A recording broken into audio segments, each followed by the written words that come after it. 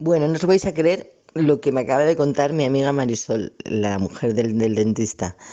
Yo estaba sacando al perro y he oído un helicóptero, pero no le he hecho caso, estaba por la tal. Pero es que ella, que estaba al lado de su casa, enfrente, por enfrente de su casa, por Po, ha bajado el helicóptero para pararle y pedirle la documentación.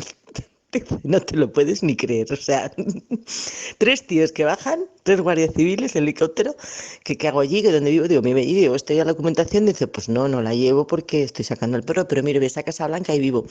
Bueno, pues denme los datos, ¿lo sabe? Dice, sí, los datos, dice, bueno, vive aquí, pero que sepa usted que no puedes ya seguir, si hubiera venido de Llanes, hubiéramos multado. O sea, un helicóptero ha bajado, que están controlando toda la costa de Llanes, o sea, alucino en colores. Digo, joder, tía. Digo, me baja un helicóptero con tres tíos. Dice, y encima estaban buenísimos los tres. Digo, digo, ya tienes algo que contar para la historia.